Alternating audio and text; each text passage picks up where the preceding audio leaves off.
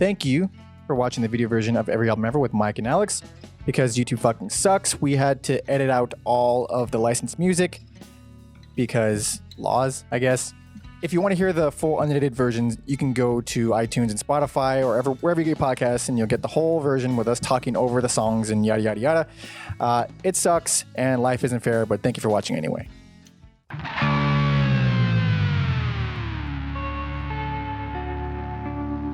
Welcome to Every Album Ever with Mike and Alex. My name is Michael Mansour. I'm joined, as always, by my lovely, wonderful co-host, Alexander Volts. Say hello.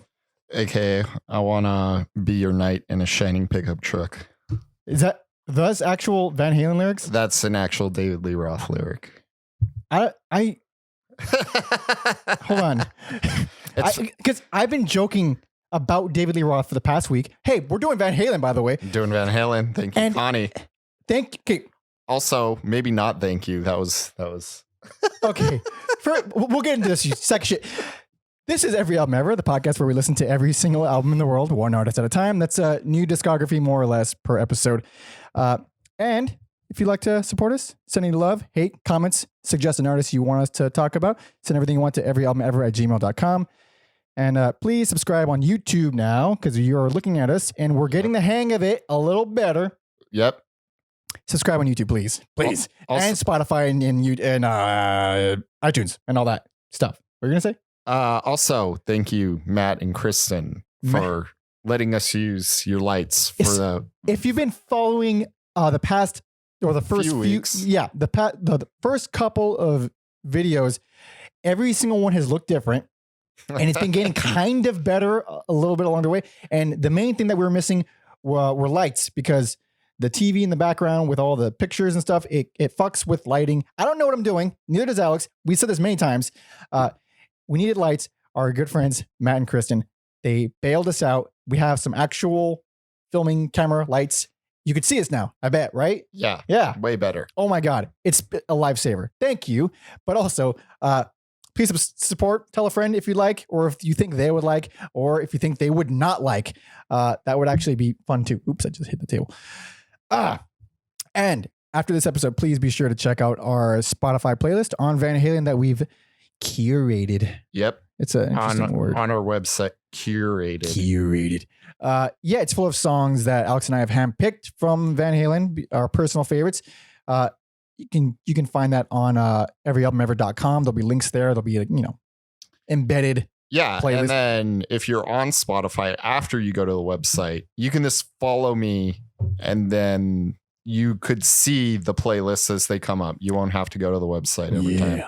It's searching for users on Spotify is wonky and not consistent. So it's easiest just to go to our website and click on the links from there. Also, we have playlists for every single episode that we've done so far. So if you want to go back in the archives and listen to all the things that we like, you can do that. I think it's very fun. It's fun picking up the songs too. Okay.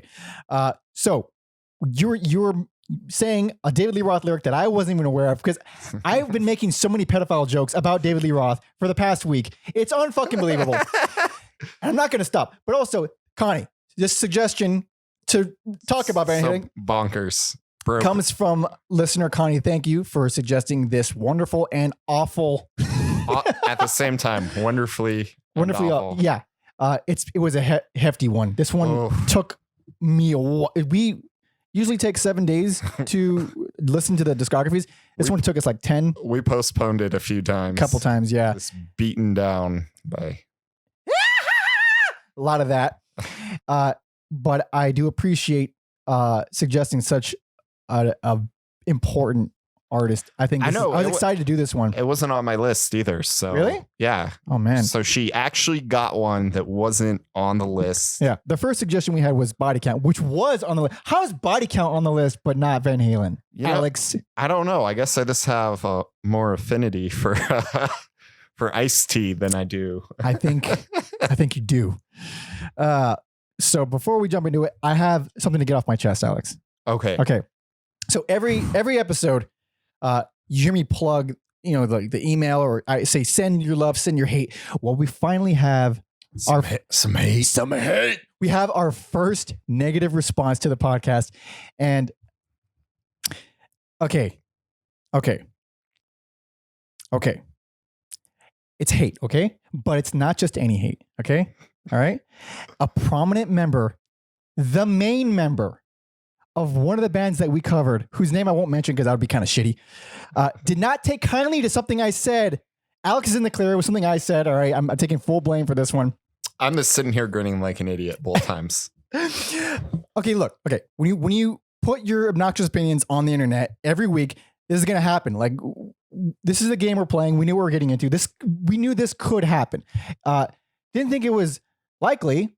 Not this soon. At least. No, not this soon. And look, okay, first of all, expecting hate this soon is already one thing. But we didn't expect a fucking famous artist to be the first one to respond negatively. And secondly, this is a crucial point because we talk shit about artists every fucking week. This was a band that not only did Alex and I both like, but we both said nothing but positive things throughout the entire episode. Nothing but nice things. Nothing but nice things. The actual negative feedback came. It came from a joke that I made in a clip I posted on Instagram. It had nothing to do with us loving the artist. It came from a stupid joke. Considering how much shit we've talked in this podcast, that is extremely ironic. Yes, it's this hyperbole, as everyone should know we do here. So first of all, I'm a jackass. I'm loud. I'm loud right now. I'm being loud. I like making jokes. Okay. And here's the thing about the clip that I posted is that it wasn't this person took it out of context. There was full context. They're just not fun. They're just it's not like a great joke. I'm probably making people think about what it was quite a bit, but it was clearly hyperbolic. It was clearly making a hypothetical, ridiculous, scenario. It was a joke. It was clearly, but they just thought, what makes that okay? What makes what makes what you said okay? And the answer is, I don't fucking know. Probably nothing. It's a joke. Who gives a shit? That's my usual response. So, Alex, you know me pretty well. Not a political person. I don't care. For the most part, if you leave me alone, I'll be cool. If I dive into something, then I'll start thinking about it more. For the most part, I like to just not talk to anybody. That's my political stance. Not talk to anybody. But I do have one actual political view that I hold pretty dearly. It's that if I want to laugh, I want to laugh. That is it. If someone's making a joke, if their intent is to make me laugh, even if I fucking hate it and they annoy me or it pisses me off, I appreciate that they're not trying to piss me off. If someone dings my car with their car door, I'm not mad because I know they're not trying to fuck up my car. Sure. My intent was to make a stupid joke. And so it's not that negative feedback is this awful thing. It's that I've spouted my belief that, fuck what other people think, just you live your life, if someone doesn't like you, it shouldn't matter. Keep on chugling. And I was, I could have passed any lie detector test if someone asked me that. And then this happened. And all of a sudden I was shook. Because I admire this artist, this person who will still not be named, big fan. And all of a sudden this person doesn't like me and there's nothing I could do about it. So I was hanging out with a mutual friend of ours and he watched the shit hit the fan. He watched he watched everything. He watched the moment I got the notification and I just felt the vibes through text message. Somehow. Yeah. I did text Alex to let him know immediately. So my initial reaction was excitement. Like, holy shit, this person's they're commenting or they're giving me a message. They're saying a thing about a thing that I did about them. And then when I realized what it said, I was like, this sucks. And I got bummed out for a while. And then I went from bummed out to angry. I was in full on all the stages of grief. And that's what I went through with this whole thing until I came to the conclusion that I could try to plead my case to this very, very talented musician that I admire. I could try to defend myself, say, maybe you didn't take it. It wasn't meant. You did not take it in the spirit which it was intended. I'm a good. You probably like me if you had a conversation with me. Sure. Or I can accept that sometimes you're going to piss some people off and you can't change everyone's mind. And sometimes the joke is just a joke And that's the one I'm going with. Yep. I don't apologize for anything. I think it was I kind of like the joke still. You know, I realized while you were talking, this is why I did body count, because Ice-T and Ernie C liked our stuff. They did. And I swear, okay, Ice-T and Ernie C liked our posts about body count. Scared the fuck out of me. Oh, it was horrifying. Yeah. Horrifying. And listen, I love Ice-T. I don't like body count. You like body count and Ice-T. So I feel like if any kind of fire would have come our way, you just got taken down as an innocent bystander. Oh yeah, I thought the heat was coming from that one. Yeah, but no, they're just cool. They're cool. And that's why we did body count. Yeah, so that was good. But I can't, man. So I guess my goal now is to ruffle. No, not going to ruffle more feathers, but it is kind of almost like legitimizing that. You know what? We've arrived. Our first negative feedback is from a fucking blue check mark. That's our first negative feedback. And we're nobodies. I'm a fucking nobody. Who should listen to what I say ever? Ever. You know, you do say that a lot on here, so. I do. I don't ever think my words mean anything. Fuck. But I hope that was an interesting story for everyone watching, because I'm definitely posting this clip on Instagram. For sure. It's going to blow up even more. I hope so. Stay tuned for spread it around, please. Part 2. Oh, jeez. I'm still a fan of that artist, by the way. I'm not going to diss them in any way. I think they're fantastic. But I think social media is a weird place. It is. I've gotten into it with like pro wrestlers on Twitter. It's hilarious. And yeah, like blocked by Randy Orton. Shout out to Randy Orton. And then the Hurricane Helms. Stand back. There's a hurricane coming through. It was getting real heated, but I was like, you know what, dude? Like, I think you're really cool. And like, you showed me it's okay. You can like wrestling and comic books. You can do both those things. I think you're a really cool dude. And then after I said that, it was this. All gravy? Yeah, you just feed him a compliment. I mean, yeah, it's like, man, because I mean, it's a tense political time, and there's a lot of comedians get a lot of slack for jokes. Some people just don't want to joke about some shit. But I can say this with obviously I don't know for a fact because I'm an idiot, but I would say 80% probability if they would just sit in a room with each other, they'd fucking get along. If everyone would just sit in a room with the other person, there wouldn't be all these ridiculous fighting about topics, and because most people agree on the simple fact of, hey, don't be shitty. Yeah. I think most people can agree with don't be shitty. Yeah. Even us, where we shit on quality art every week. I still appreciate what goes into it. I still appreciate all these musicians. You know. God damn. And that's my fucking TED Talk moment. Man, I'm going to have to think of a TED Talk moment for next week. Oh, I set the bar pretty high, didn't I? Yeah. Oh, man. How to get blocked by Randy Orton on Twitter. Fuck. That'll be my TED Talk. We'll do how-tos on how to piss off people that we like. That's weird, though, being disliked by someone you really like. I don't like Randy Orton. I mean, fair enough. No, but yeah. It's, oof. Yeah, I can imagine how awkward it feels, especially when that was this like one clip. Yeah. Like an obvious joke about a band we like. Man, I'm afraid to post things that are legitimately negative. If that got some slack, fuck. Let's keep on doing you, I say. Goddamn right. So we're gonna finally dip into the episode now, if that's okay with everyone. Yeah. So, like we mentioned at the very beginning, we are talking about Van fucking Halen. So, or are we? Okay. So general overview. 12 albums. We listened to 12 goddamn albums. First one, 1978. Last one, 2012. Alex, yes. Backstory. They're from Pasadena. This hop and skip. I did not know that. From where we're at right now. We're very close to Pasadena. Really? Yep. I didn't know that. Yeah. So, some local, our first local act. But yeah, it was the brothers, Eddie and Alex. And then I guess they were renting out the PA system from David Lee Roth because they didn't think he was good at singing, and they were right. What? And then they just realize, like, oh, well, we'll just have him in the band to save money. That's why David Lee Roth was in the band? That's why David Lee Roth is in the band. Hold on. I'm still flabbergasted that you said he wasn't a good singer. I think he's fucking awesome. He's awesome. I will use the word interesting. I think he's okay. Real interesting. Okay. He's real interesting. Having sung along to every album for the past week, he's good. He's not like virtuoso. You know, he's just a weird fucking dude. He's got a fucking awesome voice. All these jabooks, they're weird. There's a slideshow behind us for video watchers. He looks fucking weird. He's got a weird face. Definitely.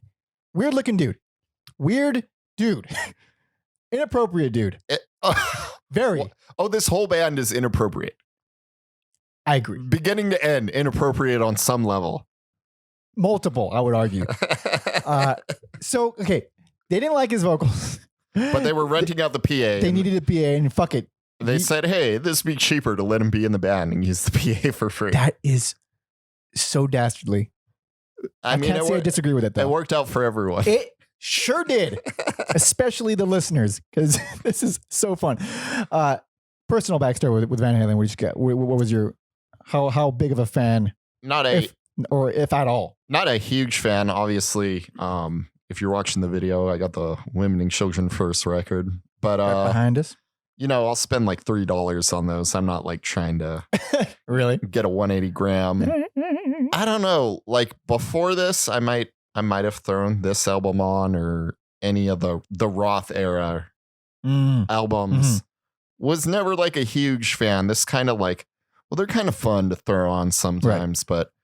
But after this week, I'm gonna need a long vacation. Really? Long vacation. Oh, I didn't think we were going to fight, but I love Van Halen. Holy shit. I wasn't expecting that. I love Van Halen. I think they're one of the greatest rock bands, maybe of all time. Shit. I fucking love it. I mean, I guess the kind of a giveaway is I think David Lee Roth is a good singer. It's probably giveaway number one, but all right. Okay. I had no idea we were going to disagree with this one. I mean, I don't think we are I don't think we're going to disagree. We'll see. We'll be fine. Oh, all right. We'll see. Let's jump into it. This is the debut. All right. This is self-titled Van Halen, 1978. Oh, man. I feel sorry for video watchers because we just went on a howling fest. You know, mimicking David Lee Roth. Very famously, there's a YouTube clip of just the isolated vocals. Oh, so legendary. Yeah. Powerful fucking opening album. This is Hit City. Oh, what? Yeah, best album. This is your best album? Best album. I had a feeling that you would say this is best album. I don't agree, but I think it's one of the strongest debuts from any band, really. And even though they incrementally got more popular, I think in hindsight, this is obviously like their best album. It's got a wonderful collection, like crazy tracks on it. It's got an unbelievable collection of songs. Like, I think for people that are casual music listeners that don't do albums so much, if they were to put on this album, they would be blown away by how many of the songs they know. They'd be like, holy shit. Like, every single one of these. It sounds like a greatest hits album. Obviously, if you've heard Running with the Devil, David Lee Roth is unhinged out of the gate. Out of the gate, he's the craziest son of a bitch. He's never hinged. He's not been hinged since birth. Oh, like half of his lyrics are just coked up screams. Dude, on Ain't Talking About Love, when he says Ain't talking about love. When he tells the chick you're semi good looking, I'm like, what the fuck is wrong with you? You fucking animal. So I think you gotta agree. Van Halen, the sleaziest band in rock history? So sleazy for You Really Got Me. There's no reason to really like listen to the Van Halen version unless you're like trying to catch an STD. Like, dude, I hate that cover because I don't even like the original. I love the Kinks. Oh, okay. That's the Kinks, right? Yeah. Like, I'm a huge Kinks fan, but that doesn't sound like the Kinks. Like if you've done a deep dive on the Kinks, that song does not sound like the Kinks. Mm-hmm. I'm not a fan. Also, that chorus, oh yeah, you like that bothers me. That fucking annoys me. But everything else, like not everything else can we agree Ice Cream Man is one of the stupidest fucking songs? Ice Cream Man is pretty bad. Yeah. I actually don't even care for Little Dreamer. That's one of the more forgettable ones. It's pretty forgettable. It's kind of like the closest thing to a ballad on this album, I'd say. Well, they Little Dreamer. They make up for lack of ballads later. Oh yeah. on Fire, underrated track, I think. It's so metal. It's the most metal thing. Yeah. I like it. I think Little Dreamer and Ice Cream Man, as well as because even the You Really Got Me cover isn't that bad, but those three keep this from being my best. But Eruption essentially created guitar solo. People obsessed with guitars, like virtuoso guitar solos. Yeah, it's actually going back to it. It's fucking nonsense. While listening to it, I'm like, is there ever a good like social setting to be like pop on some Eruption? Yeah, man. You're like at a party. Yeah, it's absolutely insane. Obviously, very talented guy. Eddie Van Halen is one of the greats. Oh, both him and Alex. Yeah, I think Alex is underrated too. Crazy people. Very, very good. Very good. Very technically proficient. But it's not even like a constructed, like, you know, if you listen to drum solos or you look at drum solos, they have this, it's like written. You could tell it's written. It's just drums, but you could tell it's written. Sure. It has this path.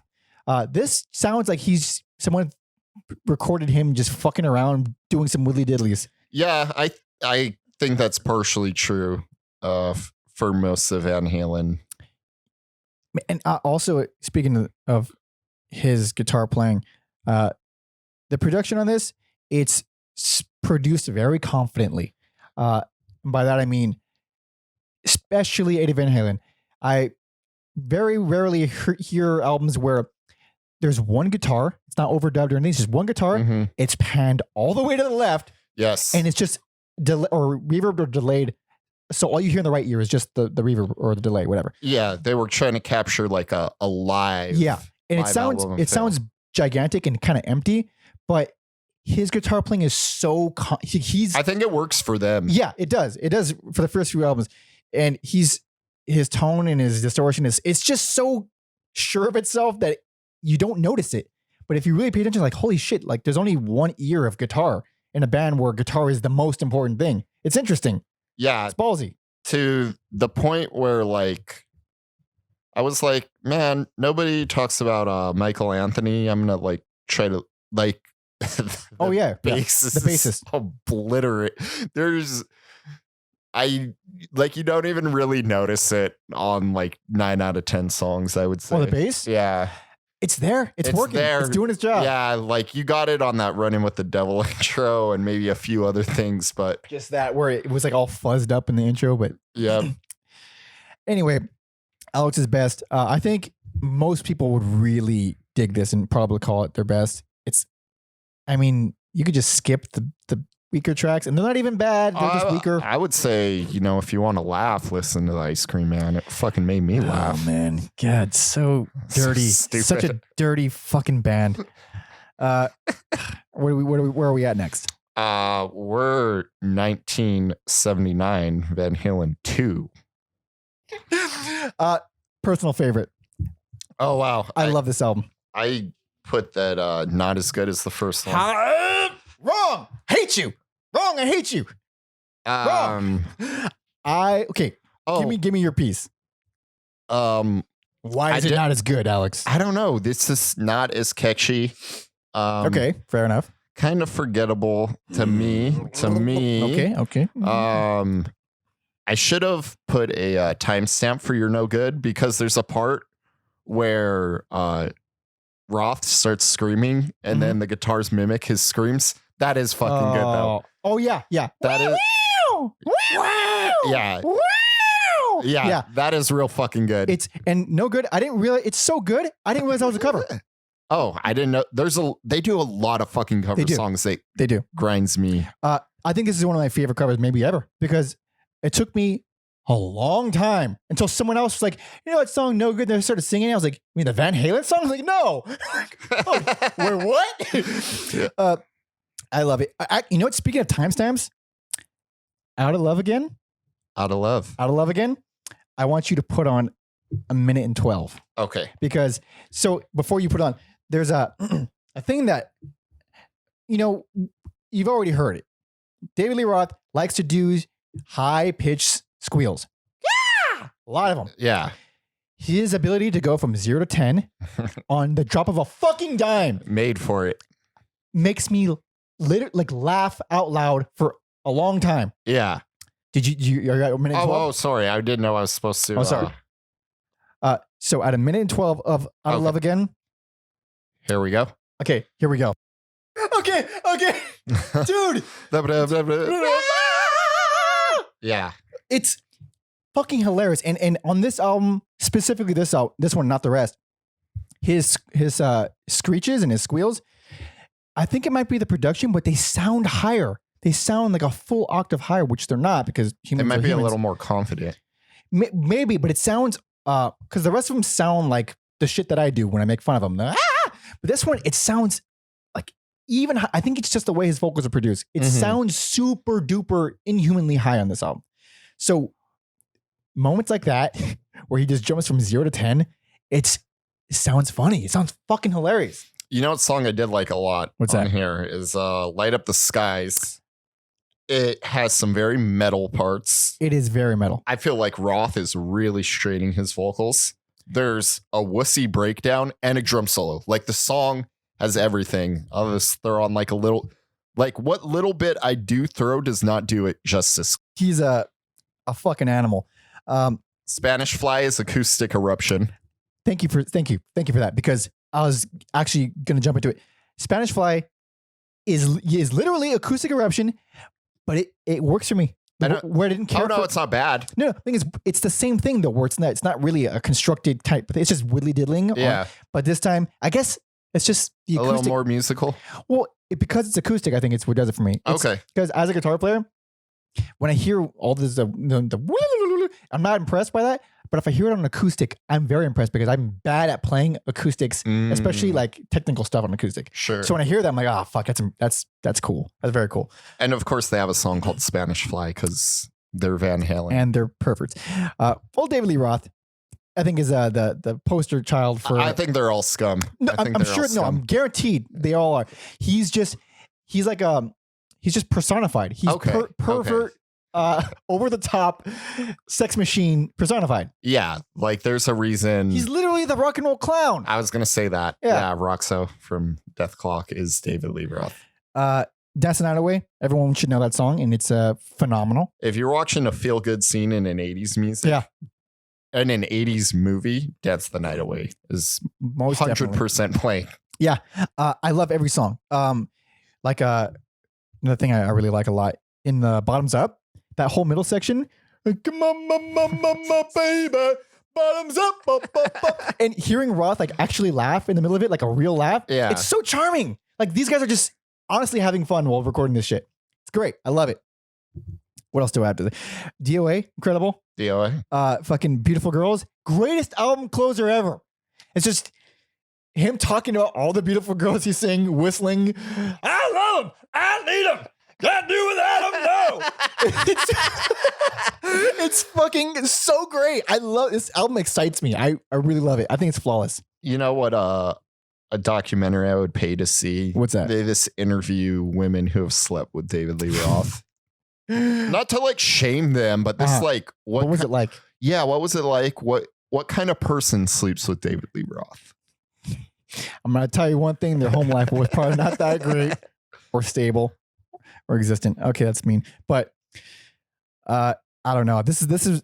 I was actually struggling a little bit with this because obviously it's my favorite. This one didn't. I can't say this one's the best though. I wanted to say like I have such fondness for this one that, and I think every song is fantastic. Why wouldn't it be the best?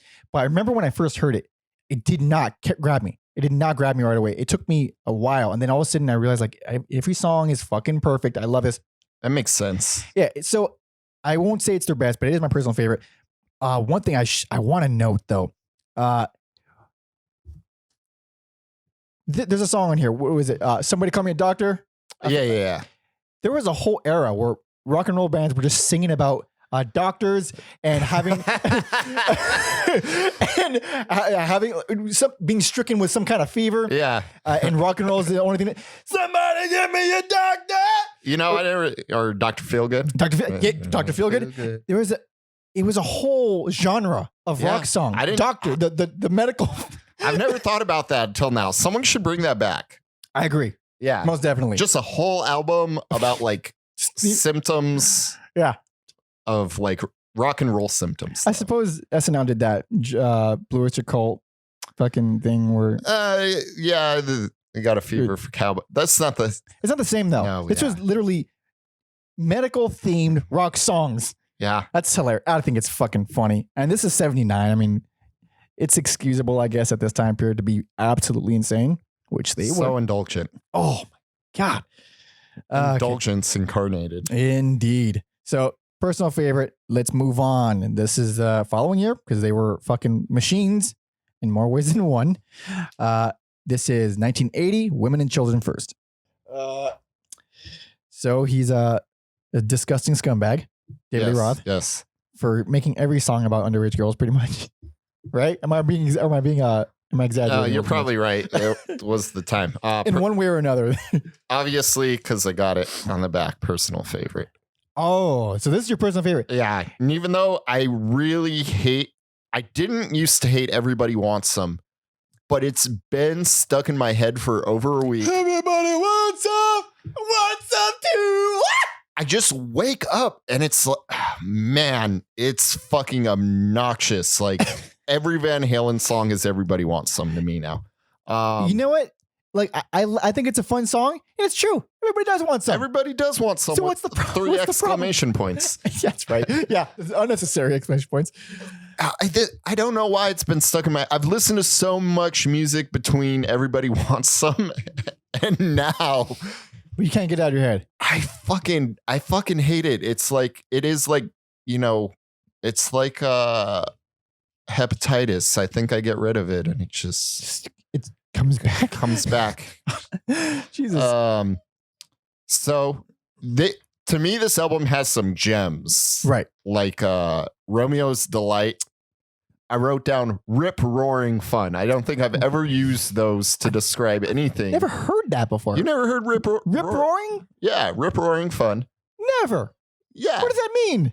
It's it rips, it roars, okay, and all it's right. fun. I probably was it's my fault for asking that stupid fucking question. Yeah, this crazy, fast, fun song. But yeah, this is what David Lee Roth does to me. I start using words I don't use. Like rip roar. Rip roar. Tora Tora and Lost Control, because it's kind of one song. Yeah. Yeah. So insane. It's insane. Yeah. Bonkers of a song. Very metal. Just nuts. Yeah. Nuts. Could this be magic? What? When he says women's on the mind. Women's on my mind. Women's. That's not even grammatically correct, which I'm sure there aren't a lot of things. Actually, Could This Be Magic is one of my favorite Van Halen songs. Oh, wow. I love that song. I'm glad you knew the women's on my mind part. Lonely ships. You know what? The women and children. I feel like I gotta play it because it's so weird. It's so weird. It's not what people think of. When they hear Van Halen. But I think it's fucking awesome. Grammatically incorrect as fuck. The man liked one thing. He liked women's. All right. He didn't care how it was spelled. All right. Didn't care what form they came in or what age they came in. And then I got one more song because I don't really even feel like this. Spoilers, of course. Hot for Teacher is like the Alex Van Halen track. Oh, right. Yeah, of course. We all know of Hot for Teacher. In a simple rhyme is bonkers as well. Hit it. That reminds me, Strange Pull. That reminds me of Fear, the punk band. Oh, it's almost like a machine gun. It sounds this weird off timing kind of. It's very cool. All over the place. This, I think, is my least favorite of the David Lee Roth albums. Oh, it's your personal favorite, but yeah, we are gonna fight it. See? Yeah, we are. I think so. Yeah. I actually didn't care for Romeo Delight, and I don't like Fools, and most of the songs, Fools is weak. they're not like bad. It's a good album. There's no bad songs on it. There's no, it's like I said, there's not hits on here. No. How you felt about 2 is how I felt about this one. Yeah. So I guess we're in the same boat. Different album. Yep. But before we get in that same boat, we got to make sure the women's and children's are first. Women's on your mind. Oh, fuck. All right, let's move on. What do we got next? All right. I wasn't ready to move on. Oh, let's go. No. We can. I mean, if you got more to say. No, I don't. So 1981, Fair Warning. Take you to the mean streets of Pasadena, California. So if I'm not mistaken, this is like the redheaded stepchild of all the Lee Roth albums, right? I think it is. I think this is extremely underrated. This was almost my personal favorite. Oh wow. I think this is a fantastic album, and I don't know why people fucking hate it so much. Unchained. I think it's a bad song. is it just me? Go on. What? It could go into my Everybody Wants Some fever. Yeah. No, you're right. Very similar, right? It stays in my head way more than I'd like it to because it's the only song on the album I don't like. Yeah. Yeah, it's the only one. Push Comes to Shove. I'm on the fence if I like that song. Okay, I agree because it's unlike anything they've done up to that point. Maybe even after. That's why I would like it. It's got these disco ass bass and drums. Yeah. And I'm not a fan. All right. I can dig some disco, but I don't generally like that kind of, because even the bass has this weird chorusy effect on it. But there's so much interesting melodic shit happening in the song. Sure. There's all kinds of interesting song things happening in it. I dig it. I think I dig the song a lot. You know what? Fuck it. Put on I a like little bit of that. All right. We'll get a. What else is on this album? Man, there's a lot of stuff. One of the craziest Van Halen tracks ever. Sunday Afternoon in the Park. Which again, fucking real. Yeah. Awesome. This episode's gonna have us playing a lot of songs because like I don't even know how to describe. Because this is before you put it on, this is the first album they start messing around with synths. Yes. And if you've heard Van Halen, you've heard Jump, which means you've heard synths. Yes. This is when they first started messing with it, and it was a little different. I prefer this. So do I. Hit it. A great fucking song. Instrumental, of course. You know what I did one time is I threw on Sunday Afternoon in the Park and the Police song Behind My Camel because they both they fit. Yeah. Function as these weird instrumentals that don't make fit any the band sense at all. They don't fit at all. I think it's fucking awesome though. What is it? I really, really, really love Dirty Movies. I like again. I love the intro for Dirty Movies, but then it goes generic. I love it, and the lyrics depress the fuck out of me. I mean, they're all kind of the same. Daddy's little girl's now a porn star kind of thing. That's literally what the song's about. But it's so heavy. Like a lot of this whole album is really heavy. They're messing with a little like detuning. I don't know what exactly the tuning is, but it's lower, significantly lower. Very heavy, and the synth stuff is great synth stuff. It's heavy, threatening. It's weird, yeah. What's the final track? You don't have to put it on, but the final track is the same thing. The same type of synth. 1 foot out the door. Yeah, it's the same type of synth as Sunday Afternoon in the Park, but it's just this high energy Van Halen song. But it still has these ugly dark riffs. Like the whole album is really dark. Yeah, which is very different I think it's the most different of the David Lee Roth era. This whole album, I think it's really. If it wasn't for Unchained, this might actually be my favorite. Okay, yeah, I think it's, and no hits, of course, no hits, or except for Unchained. Oh yeah, but fuck that song. I think I don't know. I don't know if I would recommend this album though, because it's not like you go for Van Halen, or it's not what you go to Van Halen for.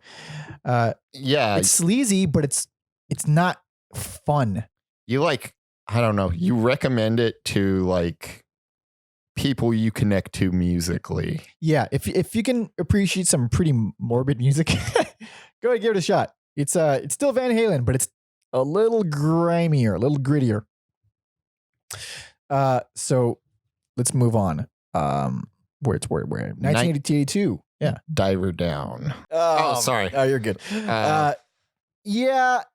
it's an interesting performance for Lee Roth in that first song. This will probably be the most singing I do because I feel like it's David Lee Roth. You have to. You have to. And believe me, when we get to Sammy Hagar, I'm doing that too. Oh man, I'm unhinged today. I'm unchained.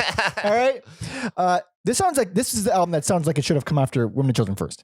I think this is the weakest really? Roth album because I feel like this album is a good example of what happens when talented people are also boring people. So how so? So you end up with them doing Pretty Woman, Dancing in the Streets, Big Bad Bill, and Happy Trails, which are all covers. I didn't realize that. I knew there was a lot of covers, but I didn't realize it was that many. Yeah, so like, man, like the Pretty Woman cover is more obnoxious to me. Wait, why? Than the Kinks cover for some reason. Why? This grinds my gears more. Really? Because I feel the opposite. I think the same reason I don't like the King's covers because I don't like the original. I like this one because I like Pretty Woman. Okay. Dancing in the Streets though, that's an insane riff to come up. And even though I don't like it, I will I will say that's an insane riff to come up with. That's a crazy fucking riff to be like, we're gonna do Dancing in the Streets. Okay. Yeah. So Dancing in the Street, everyone should know that one as well. Big hit. I like it. I think it's a classic, but I can't believe I understand why you don't like it. Yeah. Like I hear I'm like, this is not for everyone. This is fucking dancey. Yeah. You know what song is good? And I hate that it's like connected to Pretty Woman is Intruder. That's kind of like the eruption of this album. So let me throw that on. It's always like one. Yeah. What else? Big Bad Bill. I actually kind of like that.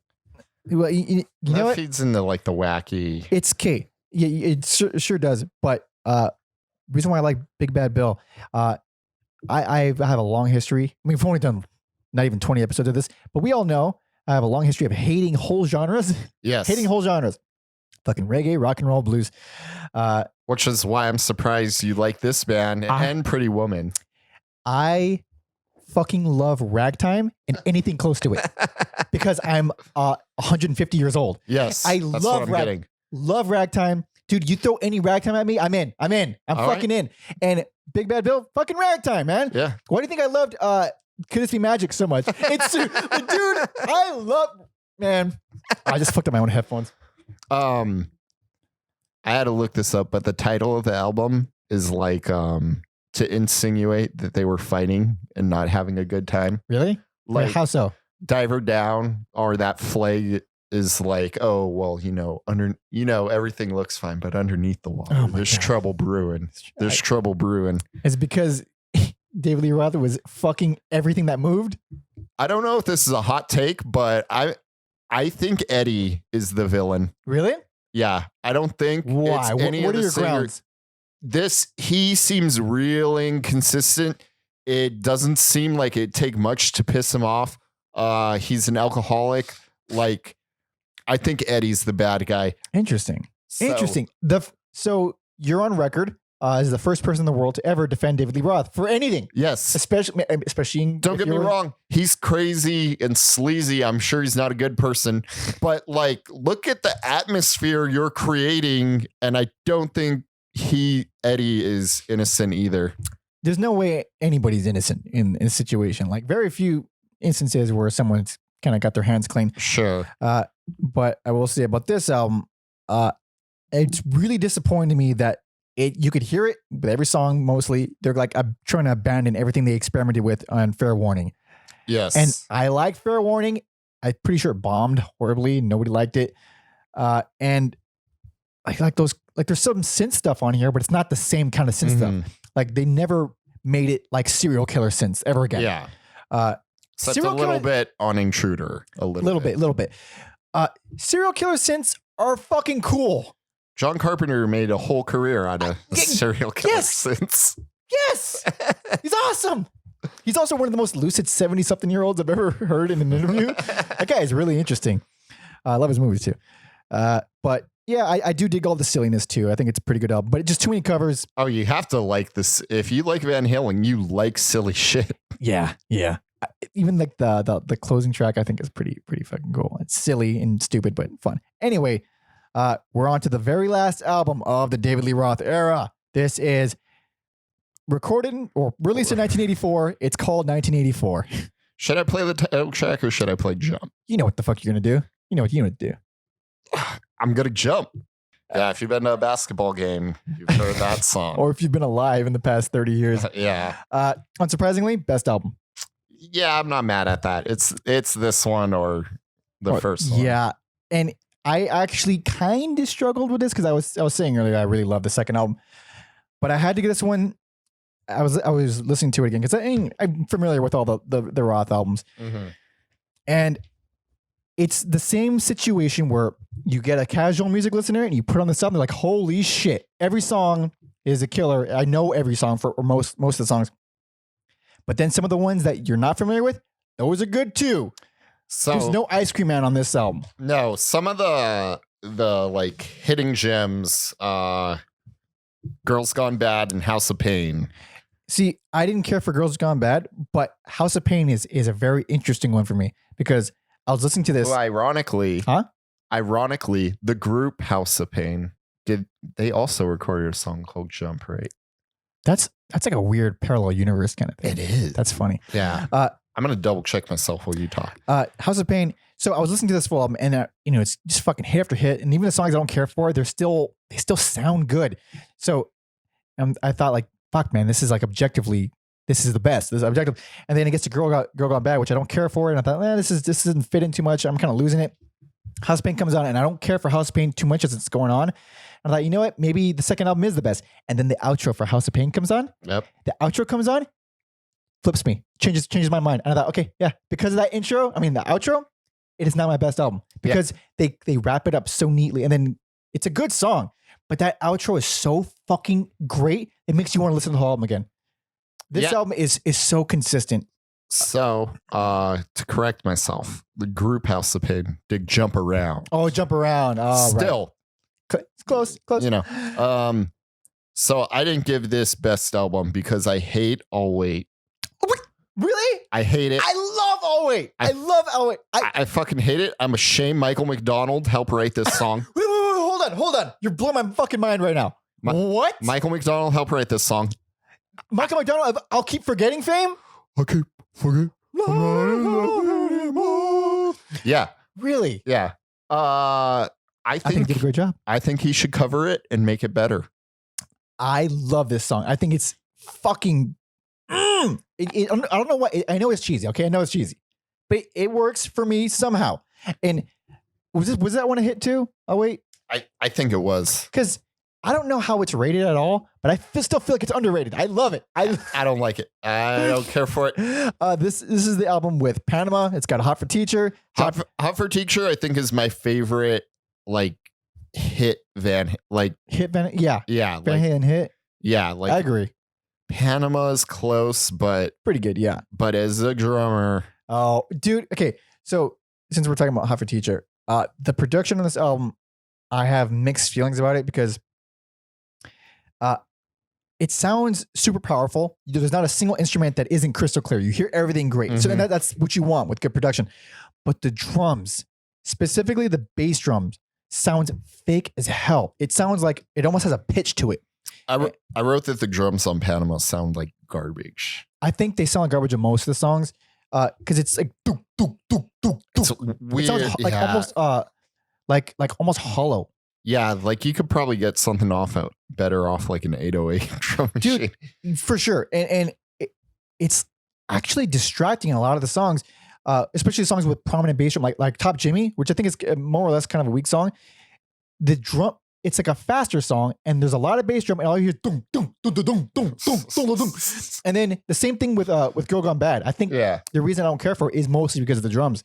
However, because I'm a fucking moron, it sounds great in Hot for Teacher. It sounds great in Hot for Teacher. It works for that song. Yeah, because I think that sound is so iconic with that song. Yeah. Like you can't imagine Hot for Teacher without those drums. I almost feel like that drum sound was made for that song and then just transferred it to all the other ones. And they're like, fuck it, we're doing the whole album. Yeah, it's like this thing that makes it sound not that he's not busy, but it makes it sound busier than it actually is. Mm-hmm. Like, don't get me wrong. It's a crazy lick, but I think like the way they sound makes it like double crazy. Because I think you're right, because the bass drum is produced in a way that makes it sound like a tom.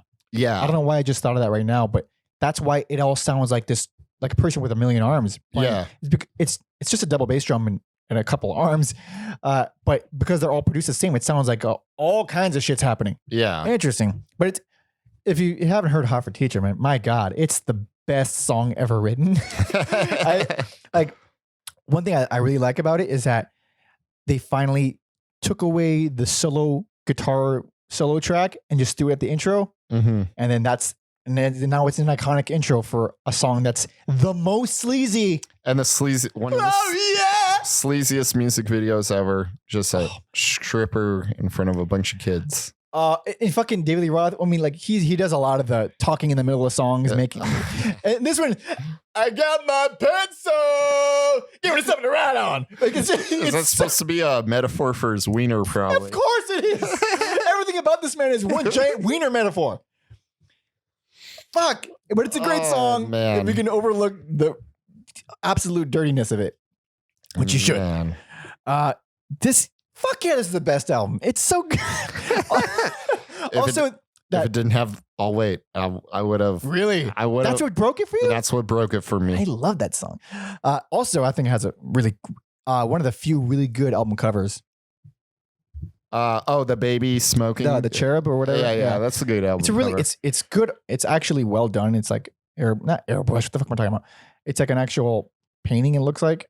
But it's neat. It's neat. It makes no sense with the band. I think it does. You know, it's no one ever mistook Van Halen for being innocent or angelic in any way, or baby-like. Or maybe David Lee Roth. They're corrupting things.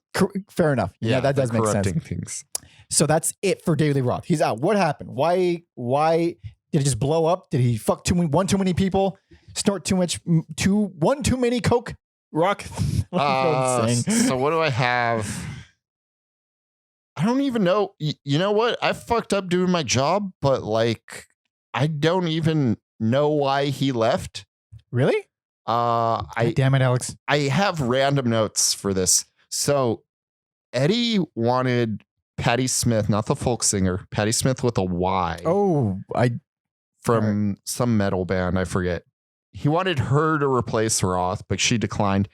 Also, like just recently, like he also wanted Daryl Hall from Hall & Oates. Whoa. But he also declined. As he should have, because he's Daryl Hall. But yeah, I fucked up, people. I'm sorry. I don't know why. This probably like infighting with the brothers and different wanting to go different directions. Like I know Eddie, like you'll always read that Eddie wants to do serious shit, which you can't do with David Lee Roth, and which I don't believe him anyways, because look who he fucking replaced him with. So I think that may have this been a battle of like, oh, I want to do serious songs, but maybe because I mean, Lee Roth went to do solo shit like immediately. Yeah. So by the way, I really like his first solo album, Eat 'Em and Smile. I think it's solid. I haven't heard it, but maybe I will.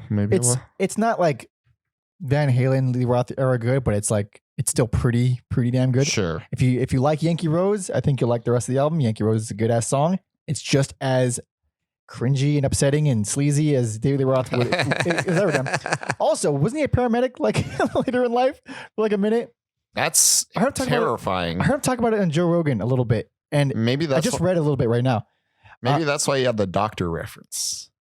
I think he was like a him like within the past couple decades. Like he was already post Van Halen. Imagine that, seeing fucking David Lee Roth in your ambulance. Just kill me now. Yeah, as you're dying, you see that fucking monster. Look at that, and behind us there's a David Lee Roth. Imagine seeing that before you die. Fuck no, his hairy ass stomach. Yeah. Or it would be like, did someone call an ambulance? Ooh, yeah. God.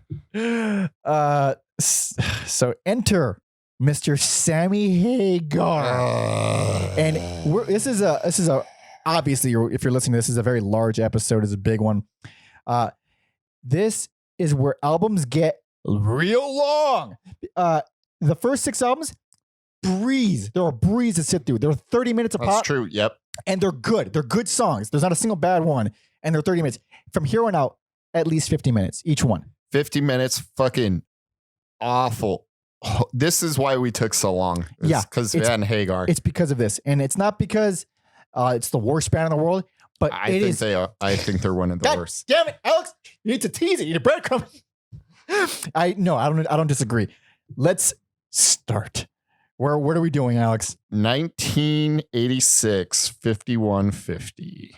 What a badass rebel Sammy Hagar is for not being able to drive 55. So we obviously, we're not going to be breaking any new ground by saying this is inferior, obviously. So the general consensus is that this sucks, right? Yes. And there are like a small group who dig the Hagar. I don't even think I think it's a fucking large group. All these albums, deaf people. All these albums sold insanely well. Oh my God. So, but what about history? Like, I mean, now, like today, when people go back, they're not like, oh, you know what? Hagar's actually better. Well, before, if you don't know, eventually they end up getting back with David Lee Roth around 2012. Yeah. Like 2006, they got back with Sammy again. So like, that's not that long ago. No. Okay. So in 2006, there was still some Hagarisms. Enough to play giant arenas. Yeah, of course. So. Okay. Out of all the Hagar albums, or this is my favorite. Yeah, this is the best Hagar album. It's the best Hagar album, but it's not a good album. I mean, it's not a bad album. I don't think it's a bad album at all. And Hagar, as much as he's obnoxious in that intro, hello, baby, fucking obnoxious. He's almost 70, but I would fight him. Isn't he like a really nice guy? I've only heard good things about him, like really good things. I still want to fight him. Is it his fucking red rimmed sunglasses? Fucking chicken foot motherfucker. What does that mean? He was in a shitty super group with the Red Hot Chili Peppers drummer and some other people. I mean, Will Ferrell. No one's made that joke before. Called Chicken Foot. Really? And he also started an awful super group with Jason Bonham. Oh, really? Called The Circle. Okay. I do think he is a fucking amazing vocalist. From a technical standpoint, he's incredible. I hate him so much I can't separate. God damn it, Alex! You're supposed to be professional here. We're supposed to be looking at these like robots who don't have any emotions. No, man. If you heard Simon and Garfunkel, yeah, you were real upset. To be fair, I did feel that way in the Velvet Underground. I think he's got a unique voice, but especially on this album, he's just trying to copy Roth. He's trying to match that energy. And he said he wasn't comfortable doing David Lee Roth songs. He's fucking full of shit. Well, I mean, that's not true. I don't know what the hell I'm talking about. But a lot of the songs, he's just doing the same kind of, and then every once in a while, he'll do like a thing where he's, talking in the middle of it, having a conversation with the person who's not there. The same way Roth did. That's except true. He's got none of the charisma. He's not this hilarious, over-the-top, sleazy dude with a leotard. He's just Sammy Hagar with red rimmed sunglasses and curly hair. It doesn't translate at all. Why can't this be love? I feel like initially those synths are real good. But it turns into garbage. Okay. Real quick. Okay. Real quick. I'm gonna fucking kill you. Okay. Should I? Okay. You do your rant and I'll pull this song. Why Can't This Be Love is great. I fucking hold on. If you diss this song, which you're doing right now, you're being straight up irrational. This is the only Hagar song that I love. The only one. I love this song. I've been singing it for the past 2 days. Put it on. Yep. I love that song. It's like I said, it's the only Hagar song that I really, really like. You're irrational, Alex. I did like Get Up. That's an okay song. Get up. I don't even remember it. I'll give you a taste. And I also wrote that Inside I could tolerate. Oh, you can tolerate Inside? Yep. Get up. It's I think it's kind of ridiculous. Yeah, I dig it. What you call it? What am I? If you thought I was being irrational before, What? I wrote that dreams. Uh-huh. This makes me want to punch someone in the face. No, I agree. So cheesy. I agree. No, it sounds like a bad Jump knockoff. It captures that song. Dreams captures everything I hate about 80s arena rock. Like it's into one condensed shitty song. I really hate Dreams. I wrote that it's the most offensive song we've ever listened to for this podcast. Whoa, hold on. That's how much I fucking hate Dreams. Hold on. Okay, so you just said a very bold statement, and your intensity is not matching that boldness. No, because I've been stewing in the Van Hagar. Dude, we covered some real shit on this podcast. And I would listen to them all before I listened to Dreams. So you would listen to Go Tell It to the Mountain by Simon and Garfunkel. Go tell it to the mountain. Yes. Jesus Christ was born. It pains me to say this, but yes. That's how much I fucking hate Dreams. I would listen to that shitty CCR 3-piece. You listen to Mardi Gras? I'd listen to Mardi Gras. Episode 4, people. It's a good one, please. Credence. Mardi Gras in its entirety before I listen to Dreams once. Holy shit. I disagree with that. I think it's a garbage song, but I will never, ever listen to Mardi Gras ever again. Man, not that I'm going to listen to this one ever again, but still. I have another Love Walks In, an abomination of a song. It's an abomination, you're right. But it's so bad, it's funny to me. I appreciate it, at least from that. It's fucking... I want to laugh, but I can't. I'm this enraged. Okay. Okay. So I understand you're right. Like right now I'm laughing about it. I'm laughing at all these songs. It's, cheesy in the 80s. At the time, in my notes, is reflecting how mad I was. Yes. Because it's just a bunch of obscenities that I've written down about these songs. I'm not going to read my notes, but I hate it. I hate it too. This is the best Hagar album, but still pretty fucking not great. Fucking. I think that as a band, musicianship wise, they're all phenomenal. I think they're all still phenomenal. I think Hagar is probably a better, this is going to sound like an idiot, but probably a better vocalist than David Lee Roth, but he's not interesting. He's not interesting. He's more technically proficient. He's got a little bit more well, not a little bit. He's got a lot bit more flexibility, but he's not interesting at all. He's not charming. He's got the one mode. Yes. Where Roth had the whoa, and then he also had the and then he also can get real low like this. Hagar just had the the whole way through. I'm doing a lot of dumb impressions. And he plays rhythm guitar, but that doesn't mean anything for his fucking in this vocals. Band? Yeah. He played guitar in Van Halen? Yeah. I listened to the entire discography. I didn't even know that. Are there some songs where he plays guitar and Eddie's like on the keyboard? Oh, that makes sense. That seems more practical. But yeah. I mean, he's not, who gives a shit? He's not Eddie, but whatever. Decent album. If you're curious, only check out this one. Get ready for fucking 5 more. I know. If you guys thought I had some inflammatory comments before. Oh, let's do it. This is 1980. Do you know how to pronounce this album? Yes, I do. Okay. 1988. Actually, correct me if I'm wrong, because I don't even know. I just said yes. 1988. OU812. Yep, that is correct. Okay. So, let's see. Worst album ever. This is your worst? Yep. Holy shit. And okay, this is a really bad album. Okay, this is a really bad album. It's the fucking worst. Go ahead. Explain. Tell me your side of the story. Why did this one break you? It just fucking I did like half a page on this. I'll try to condense. So like Sammy, he reminds me of like Michael Bay, except like Michael Bay can be entertaining. Like they both make shit music and movies, but they think they're more like profound. And that's what like really fucking upsets me about this. I'll get into like the song breakdowns, but like fucking Cabo Wabo is 7 minutes long. Oh, it's just the same shit as the last boring song. Okay. Fucking, you could take these feel good bro jams, shine them up real nice, turn that son of a bitch sideways and stick him straight up your candy ass. That was a stone cold pull. The Rock. That was a rock. I'm an idiot. Sorry. I just fucking like the only song I could tolerate are Source of Infection. It's suitable. It's shorter. I could picture like Roth singing that too. So just imagining Roth. Yeah, like that's how bad that I started like fantasizing about like, oh, the only man to ever fantasize about David Lee Roth.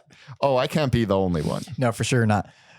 Oh man, I actually liked Cabo Wabo. I fucking hate that. Like I said, the feel good bro jams. It's funny because him and Roth are two different types of bros. Yeah, arguably, I will say, and it pains me to say this, arguably in real life, if I had to choose between being stuck on a desert island, I would probably pick Sammy Hagar. I mean, probably. It's a no question. He's probably a fucking nice guy who's not trying to fuck my hole. But man, that was really vulgar. Sorry. But as a fucking singer, fuck it. And his attitude is fucking Guy Fieri. He does channel He's Guy a lot of Guy Fieri. Before Guy Fieri. Is the whole Cabo Wabo branding shit. I just fucking hate it. His fucking I can't drive 55. You're really riled up. I really hate Sammy Hagar as a vocalist. This is funny because we didn't mention it at all for video watchers. Alex is wearing a fucking outlandish scarf to channel some sleaziness because we're talking about Van. This isn't Alex's actual daily attire. He doesn't just wear scarves. That probably looks ridiculous. I'm like talking shit. I got a fucking scarf on. I love that we didn't adjust until an hour and 20 minutes into the episode. I try to have fun. Oh, dude. Okay, I did like Cabo Wabo, but everything else. That fucking song, dude. When It's Love. Dude, fuck that. That's like all the worst parts of the previous album came together like Voltron and just fucking made When It's Love, and everyone who participated in recording it, from Van Halen to the engineer to the producer, should all serve jail time. Okay. All serve jail time. All right, maybe not that far. Okay, Alex is upset. I'm going that far. Hey, you're upset. I've called the song an abomination, the worst song I've ever listened to, and now I'm saying people should do jail time. I thought, man, okay, all right. So When It's Love, yeah, it's okay, it's bad. But what I was gonna say is people should do jail time for recording it. God damn it, Alex. I need you to relax. I cannot. I need you to reel it back in. I need you to reel it back. All right. That song is literally just Don't Stop Believing. It's the same. Look, it's exact same chord change. It's same chords as Don't Stop Believing. Mm-hmm. But I get that pop music reuses the same chords ad nauseum. And I understand that those same chords have been used countless times before and after. But this album and that song, of course, is produced so similarly to Journey that it's every time I hear it's just Don't Stop Believing. I think one of the dudes from Foreigner worked with Van Halen. Really? Unsurprising because it sounds like ass. The production, it's still the same overbearing shitty drums as 1984. It was on the last album. It's on here where the drums still have that boom, boom, boom. Just it's too much. But everything else about it, I also hate. The drums are still bad, like I said, but the guitars have so much chorus on them, so much chorus, and then every other instrument has reverb cranked to fucking high hell. So all the songs come out like there's this giant layer of shine over everything, and then you add in the really cheesy keyboards and synths. It's really gross. This album is gross. It's gross. Fucking AFU. You're so clever. You seem fucking clever. What? The song AFU. AFU. Fucking. There's some cool drumming on there, but then you just hear Hagar go, yeah. Fucking horrible lyrics. It's like, yeah, we're traveling across the USA, north, south, east, west. Yeah, I mean, you got to go for some real quality lyric content, like somebody get me a doctor. Yeah. No. Yeah. That's weird. Like David Lee Roth, like his lyrics are stupid too, but I don't know. There's something about like Sammy, like, yeah, we're going to Cabo, baby. The fellas are drinking and the girls are swooning. Like it's this like a stupid.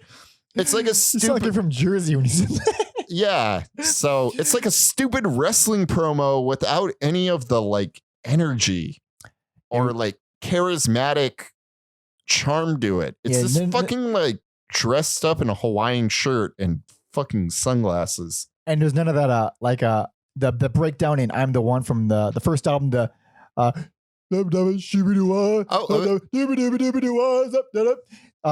charming shit like that. He's his version of that is, well, all the things that you just ranted about. Yeah, you know what I came to the conclusion? Fucking ladies is infinitely more interesting than this wanting to party. Agreed. Sometimes there's some overlap. It says there can be overlap, but if it's strictly feel good bro party times, boring as shit. Boring is fucking I will say that apolitical blues rather is blues garbage. Yep. And it's long and it does nothing interesting about it. It's just standard blues progressions. So the title, I read that someone, I forgot which member, saw it on the side of a truck, OU812, but there was like rumors that it was a response to David Lee Roth's solo album, which was Eat 'Em and Smile. Yeah. When it's so OU812. I don't know if that's true or not. Maybe it sounds like a fan thing, but also what a lame comeback if that is true. It's just like everything Sammy touches. It's just fucking lame. I don't blame him. I blame a lot of this on Eddie and whoever's the main songwriter because these songs are what's lacking. I think Hagar is a great vocalist who just has one mode and maybe she, mix it up, but still very technically proficient. I think the licks, there's a lot of good licks in here. Whatever. Still a bad album. Alex's worst. He seems very, very worked up about it. This is hilarious. I've mellowed out a little bit. Are you calm? No. Okay. Inside, I'm exploding. Fair enough.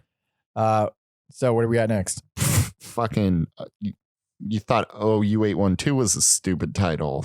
Now we got 1991 for unlawful cardinal knowledge. Get it? It's an acronym for fuck. I didn't even know that. I'm actually very surprised that you blew your worst album load so early.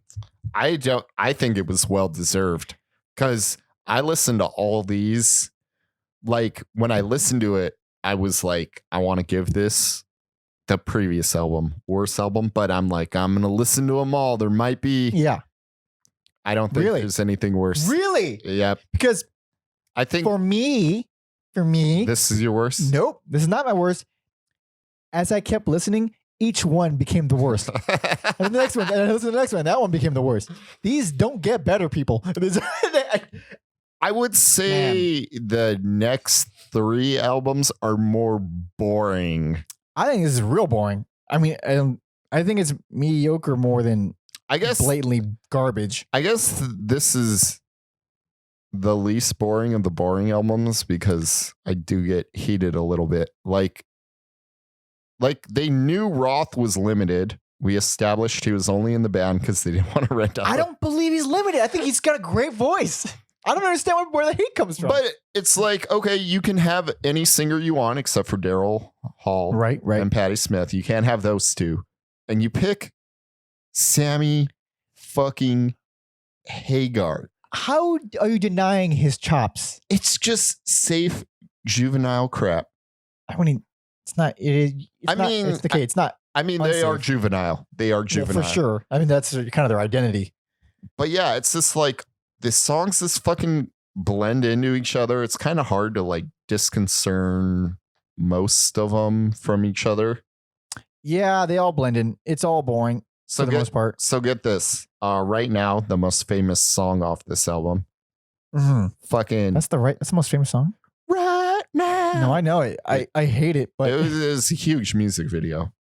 Interesting. Yeah, it was everywhere. I enjoyed that song for all the wrong reasons. It's so cheesy. Like the piano, it's hilarious. I can't believe they were still writing shit like this in 1991. Hagar, he said he was tired of writing cheap sex songs, and I'm like, no, you weren't. No one in Van Halen is tired of writing cheap sex songs. They are. cheap sex song. Stop lying to yourself. Give us more. Yeah. No. Yeah, because that's the only thing you're kind of good at. And whenever you want to get serious, you just do bullshit like fucking this album, previous album. Yeah. I actually really liked Spanked. I don't even bad boy. It's so stupid. It's so stupid. It's cringy. I fucking like it a lot. It's always stuck in my head. I like the Man on the Mission intro riff. Yep. But that's it. That's it. I don't mind the song. I actually don't even I don't mind The Dream Is Over either. But they're both really good indicators of how much this band hasn't progressed since Roth left, like at all. They're still doing the cheesy ballads. They're still doing the high energy rock and roll. And obviously the wailing is never going. It's not going anywhere. The wailing is going to continue for the rest. Obviously, tired of writing cheap sex songs. Let me write a song called In and Out, not about sex, about the California burger chain. Oh, is that what it's about? No, I'm just kidding. It's probably about sex. Well, I almost hope so, because although they do have good burgers.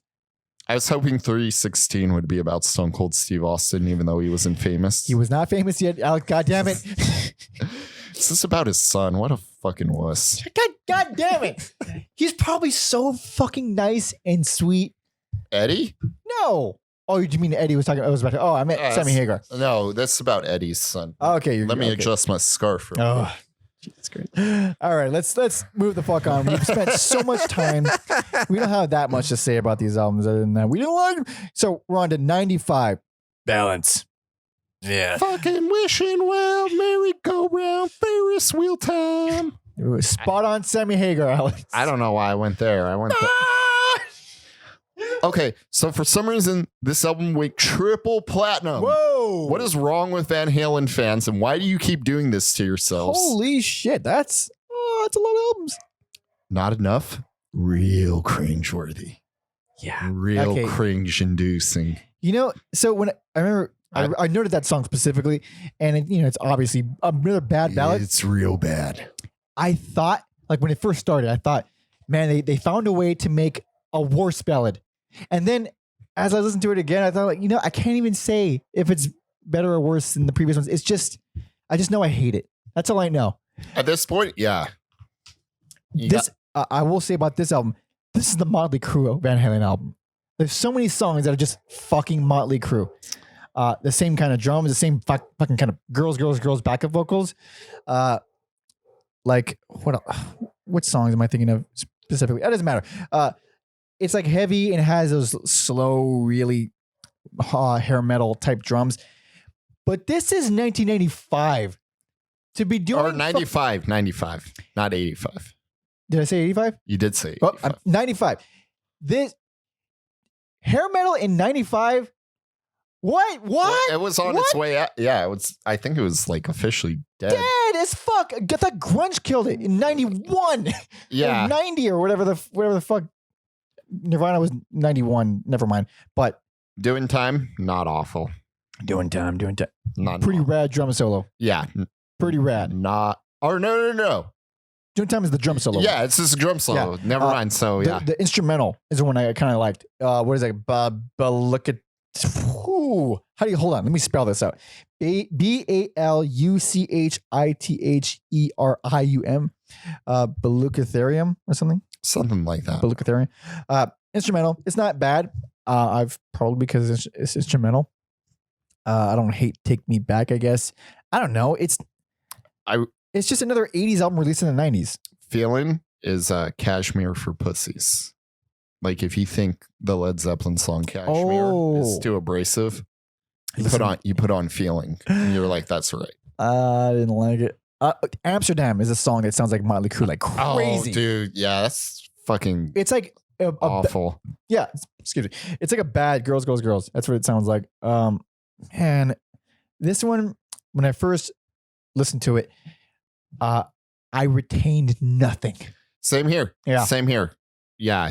These, like I said, fuck through Van Halen 3 is just real forgettable, hard to Yeah, they all sound, all the Hagar albums sound the same for the most part. yeah, that's why I came in hot early, because these ones are, it's hard to get angry because they're so forgettable. Yeah, they're not. I mean, there's bad songs on here, sure, but they're not. They don't stick with you. And I actually did like the really heavy production on this one. The songs sound heavier, but I still didn't like any of the actual songs. That's why it's just the song. Like, I don't mind Hagar at all. It's just the fucking songs themselves have nothing. There's nothing interesting about them. There's nothing, like, they're literally just generic ass chord progressions that you've heard a million times. And the ballads on here, wow, there's a lot on here. There's like a lot on here, and they're all as bad as the one before it. Yeah, like you said, it's 95. The shake should be done with, but it's not. No. I kind of spoiled this for Mike, so you're not getting his true reaction. This sounds fake, but I swear Van Halen recorded not one, but 2 songs for the Bill Paxton movie Twister called Humans Being, not human beings, but Humans Being. Mm-hmm. And because it's a movie about tornadoes, respect the wind, motherfuckers. Did you add that motherfucker? I did add motherfuckers. Son of a bitch. They almost got back with Roth. They recorded 2 songs for Best of album, but they were presenting an award at the VMAs, and I guess Eddie was embarrassed by David Lee Roth. He was embarrassed by David Lee Roth? Dude, you've just recorded era shit with Sammy. Holy shit. And you got embarrassed? And you recorded 2 exclusive tracks for Twister. With Helen Hunt and Bill Paxton. I haven't watched that movie in a while. I don't watch either. it. Yeah. Yeah, they got in an argument. So no David Lee Roth for you. Oh, darn. I do believe that it doesn't fucking matter, because whoever's really coming up with these riffs, which is obviously Eddie. Something's missing, some love or something, whatever. I didn't like it. That was the last Hagar album, by the way. Yes. For listeners. Did I even write down this singer? Dude. So Hagar's gone. Do you know why he's gone? Creative differences. Yes, creative differences. He wanted the whole band to wear those red rim sunglasses, and they said, no dice. Are you fucking with me? No. I mean, yeah, I am fucking with you. Okay. How great would it be if that was the reason, though? I would totally believe, to the point where I had to ask you if you were fucking with me. So this new guy, did you write down his name? Sharon? Oh, I'm gonna. From the band Extreme. Wait, who? Extreme? Gary Sharon. Gary Sharon. Extreme. Who the hell are they? This is a shitty band like every other. But like, what kind of band were they? Oh, they're like a fucking hair metal band. Of course they are. Of course. Yeah, I mean, yeah, glam metal. I guess we should intro the album. Oh, yeah. So, well, Sammy Hagar's gone. Gary Sharon is now here. This is 1998 Van Halen 3. I've had enough of that. I mean, we had enough of it that we just fucking started talking about The Simpsons. For video watchers, we were reenacting a Simpsons bit during the song. Shocking. Worst album, least favorite.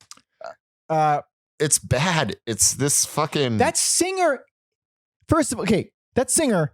fucking Sharon, he's going for the Sammy Hagar style without even being as good as Sammy Hagar. So I don't know how you don't hate him more. Yeah, this downgrade every time they get a new singer. For sure. He's got no versatility or range. Well, the same way Hagar only had the this guy has that, but his voice is abrasive and it bothers me like a lot. I don't like it. It's fucking this kind of... It might be more boring than Balance, but Balance and this one kind of run together for me. Really? I remember when this album came out, like seeing like the lot of promotion for this album. Really? Yeah. With that fucking ridiculous album cover. It's a fat guy being shot with a cannon. It's so metal. It's the least metal album ever. Like, what the fuck? They go real low. They tune real low. They're trying to sound real heavy, but they're not writing heavy songs. They're still writing Van Halen songs. So it's just really low tuned guitar and this fucking screechy wailer of a new singer. And that song From Afar, real creepy. He's just talking about how he can't have some girls, so he'll just love her from afar. Fucking. What is he, fucking Sting? Yeah. Jesus Christ, man. Yeah, you're not good at tantric sex. When I was talking about everything being tuned super low, Ballad of the Bullet is the worst offender. This is where it takes it way too far. Actually, put on a little bit of that song. It's tuned so low, and it's like almost novelty that it's tuned that low. So, like I was saying, it's super. It's trying to be heavy, but the songs are just Van Halen songs, which aren't heavy. It's weird. Oh, man, I'm gonna fall asleep talking about this album. You're yawning at me. Yawning on live on the not live to us. Yeah. Recorded live, which means nothing. Nothing at all. Nothing at all. And this album is so fucking long. I mean, they're all long. Yeah. But there's a couple, like 2 songs, maybe more, past the 8-minute mark. Oh, shit. Once. The song Once, unforgivable. Yeah. There's no fucks given on this album, and I don't mean that in like a good, crazy way. Like no one fucking cared. Yeah, agreed. You said Dreams was the worst song that you heard. I have my take. How Many Say I think is Van Halen's absolute worst song. I'm gonna get a taste because this album, like I said, I was just fucking like in a haze with this imbalance. Like it all kind of ran together for me. Mm-hmm. It's a very final track. Yep. Close it off strong. That's what I believe Van Halen's worst song is, and it baffling. I listened to this album one time. I couldn't do more. This is absolute confusing trash. Not even just regular trash. Also, it's like at the end. So yeah, you're probably the same way where your tank is just real low at this point. Spirits are low. I'm exhausted. We had to take a couple extra days just to finish these. And man, I'm so glad we're done with this. I'm so glad we're done with this artist. We still have one more album though. We do have one more album. Wow. Okay, so where are we at next? What happened and what are we looking at? So they did like hiatus. I think Eddie had like cancer for a bit. Oh, how did I not know that? I think he recorded and he recently had like an incident as well. But in the timeline of these albums, I think he like recorded a soundtrack for a porn movie too, because of course he fucking did. Jesus. So they did the Sammy Hagar reunion tour. And then somehow, like, there's always talks of Roth coming back. Yeah. It finally fucking happened. Oh, shit. And oh, wow, man.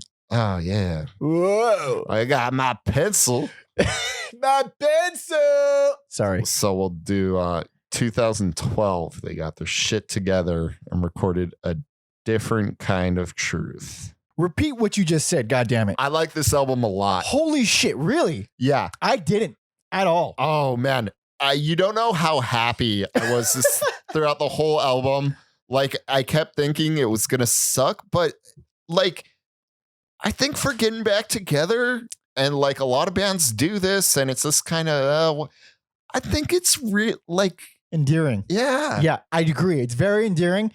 However, David Lee Roth has just become Paul Stanley on this entire album. He's Paul Stanley from Kiss. That's who he is. His voice. Okay. Given the circumstances, it has held up remarkably well. Mm-hmm. But the circumstances are tons of drugs and insane lives. So it doesn't sound good. I think he's the worst part of this album. I love that he's back. He's still as charming as ever. But from a technical standpoint, vocally, he does not sound great. He almost sounds like Danzig in some tracks. I think it's great. It's fucking funny. Because I have a real low bar for him. Also, this is probably the most Van Halen album ever, because now you got 3 Van Halens. It's right. What did Michael Anthony ever do to anybody? So wait, Eddie's son, right? Is it Wolfgang Van Halen? Yeah. So fucking nepotism is great, dude. I think they just didn't call Michael Anthony back, and I don't know what he did. They were united. Also, I forgot to say on Van Halen 3, he only played on 3 3 fucking songs. Really? Yeah. Interesting. That's kind of shitty. It is shitty. Yeah. And he still stuck around for the like Hagar Yeah. and touring on 3. Like he didn't. I mean, I guess when you want the band Van Halen to be all Van Halen, and then David Lee Roth is sort of sworn in because he's the best. Yeah. I don't excuse. I think it's pretty shitty, but I can kind of see his point of view of it's my boy. He's my boy. Like I said, dude, start a different band. Yeah. Roth is actually, to me, he came off pretty tame. I mean, maybe it's the age, but I don't know. I was just so relaxed and relieved to hear that voice again. It's good. But actually, I had a lot of problems enjoying it as much because of the production. There's so many vocal overdubs. Roth never used overdubs. He was always just unhinged and absolutely out of his fucking mind. And he didn't need more because he's crazy. But a fucking old man. He's an old man. There's vocal overdubs all over the place. There are a lot of songs where the vocals are double tracked, which sounds strange. It's like really distracting when it like even the title track, not title track, the opening track, Tattoo. He's double tracking where he's singing, regular, and then he's doing a second vocal overdub where he's singing an octave lower, and it's odd. Like I can see what you're trying to do, how you're experimenting with that, but you're David Lee fucking Roth, man. You don't need that shit. You don't need studio effects. You're insane. Be yourself. She's the woman. That's where I got my opening line from. The I Want to Be Your Knight in a Shining pickup truck. It's from What's the song? She's the Woman. She's the second track after Tattoo. That's when he says that. The fact that you did new Van Halen and not classic Van Halen. It is, first of all, admirable. Second, it is that lyric is heartwarming that he's still able to churn out these insane, ridiculous lyrics after all these years. Holy shit. Chinatown. I like Chinatown a lot. I like Honey Baby Sweetie Doll. I was gonna say that was my number 2 favorite song. Dude, insane. Why it's so heavy and it has such a stupid the title, give you guys a taste. It's so heavy. Well, it's probably like the heaviest thing they've ever done. Oh, for sure, and it sounds good, like authentic heavy. It doesn't sound like they're just detuning and playing regular songs. Here we go. It's really weird. It's really heavy. It does not sound like anything they've done. And then if you were like, man, why don't these guys like Ice Cream Man? I like Ice Cream Man. Oh. David Lee Roth got your back with Stay Frosty. Stay Frosty. Stay Frosty is the only song to capture kind of the old Van Halen for me. I feel like there were. Let me fix this. You fix your scarf. You got to adjust your scarf. Let me adjust my scarf. Oh, God. I feel like the first half of the album is like old Van Halen because they did Wolfgang. He found like demos and stuff they never used. Oh, really? It was like, hey, we should use these. Interesting. This is better than the last 5 albums, for sure. Although I still really love Why Can't This Be Love? I think it's better than Diver Down. Whoa, really? Yep. Oh, disagree with that. Whoa, really? Yep. Why? This fucking works for me for some reason. Interesting. I do really appreciate how different it is because I haven't really kind of decided on an opinion whether I think they were finally moving on to a new sound or they just couldn't recapture what David Lee Roth era Van Halen was at this stage in their lives, because it doesn't sound anything like it for the most part. And I don't know if I think I like it. I don't love it. I'm not going to go back to this album. I don't think I'm going to go back to this album, but I appreciate that it exists. I'm glad Lee Roth has had another semi-recent opportunity to express his mental illness on a record because it's entertaining. I don't like the vocal overdubs. I think it does his voice an injustice, but I do like how you hear how old he is now. Like you hear all the years of cocaine abuse. You hear it all. I do cocaine. Yeah. Sorry.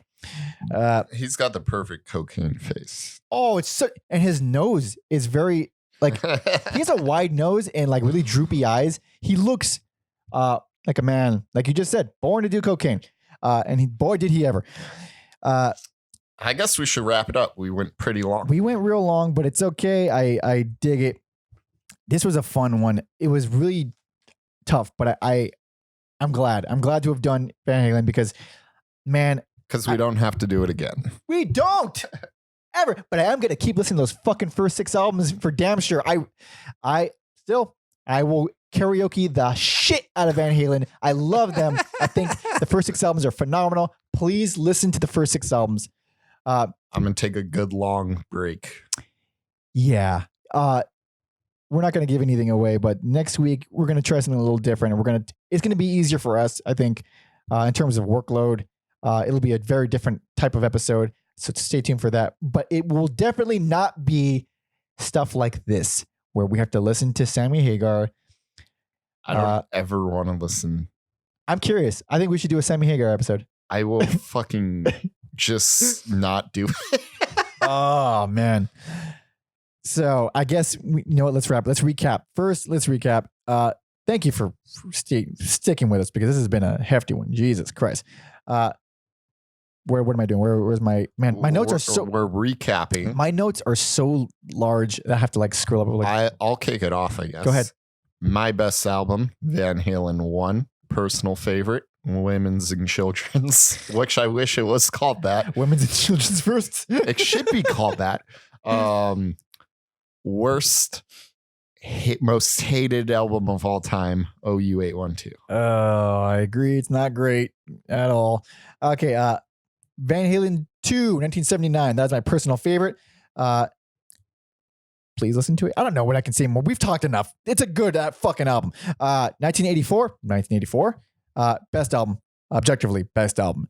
Worst, least favorite. Please steer clear. Not that you're in danger of falling into it. Van Halen 3, 1998. Jesus Christ. Thank you, Connie, for suggesting Van Halen, a very prolific artist with a lot of things that happened that we talked about them all. Holy, I hope we didn't miss anything too big, but fucking amen. Anyway, if you have any feedback on this episode or other episodes, or you want to suggest an artist, send some love or some hate, like we talked about earlier. Mm-hmm.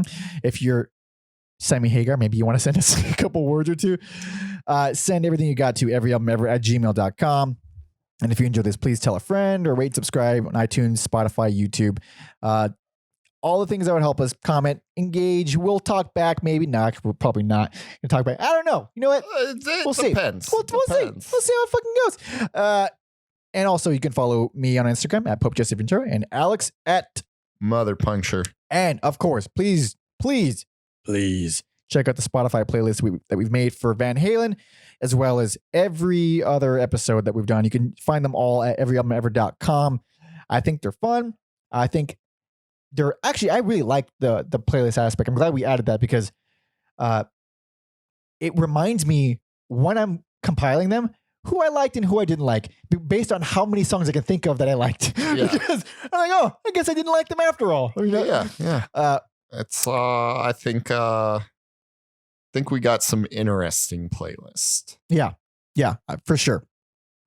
So like I said, everyalbumever.com for all the stuff and all that. All right, so am I choosing the closing song? Yes, you are.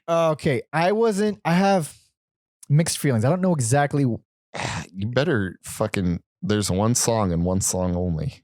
Oh, see, I'm definitely not thinking of whatever you're thinking of for sure. Fuck. Wait, which one are you thinking of? Is it Ice Cream Man? No. What album? 84. Or, yeah, 84. Oh, you want to go for... Yeah, fuck it.